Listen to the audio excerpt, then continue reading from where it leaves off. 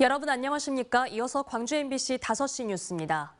신당 창당을 선언한 조국 전 법무부 장관은 오늘 야권의 심장인 광주와 전남을 찾아 총선 대비 행보를 이어갔습니다. 조 전 장관은 국립 5.18 민주묘지를 참배하고 죽음 같은 수사의 대상이 되면서 뒤늦게나마 5.18의 고통과 분노를 이해하게 됐다면서 예전의 조국으로 돌아갈 다리를 불사르고 윤석열 정권 종식을 위한 싸움의 맨 앞에 서겠다고 말했습니다. 민주당의 사실상의 선거 연대 거부에 대해서는 뚜벅뚜벅 자신의 길을 가겠다고 밝혔고 광주를 포함한 출마 방식에 대해서는 정당 안에서 원칙과 절차를 따르겠다며 말을 아꼈습니다.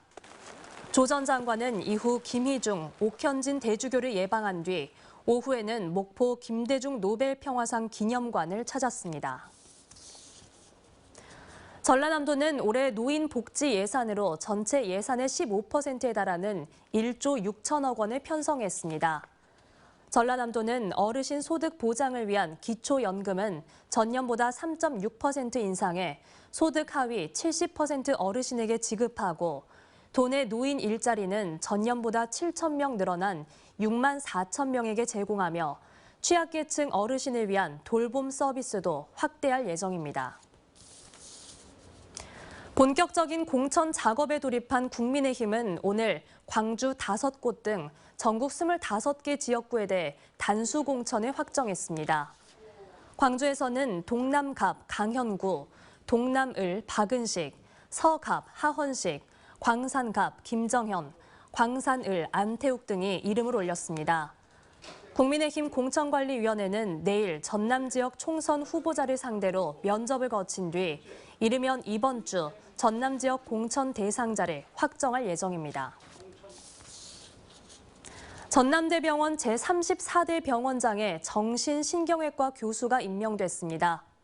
정신임 병원장은 오늘 의과대학 대강당에서 취임식을 갖고 권역 책임 의료기관으로서 필수 의료 체계를 구축해 의료 분야에서 선도적인 위치를 유지하겠다며 병원 발전에 대한 포부를 밝혔습니다.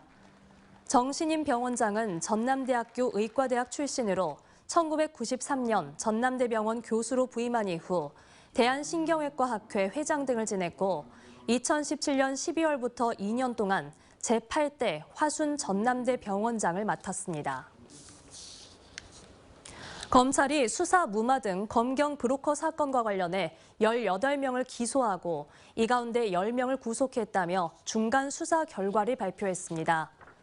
광주지검은 검경 브로커 성모 씨와 성 씨의 공범 전모 씨를 지난해 8월 구속 기소한 이후 서울경찰청과 광주경찰청 등 사무실을 압수수색해 수사 무마와 인사청탁 혐의로 전직 경무관 등 10명을 구속 기소하고 현직 치안감 등 8명을 불구속 기소했다고 밝혔습니다.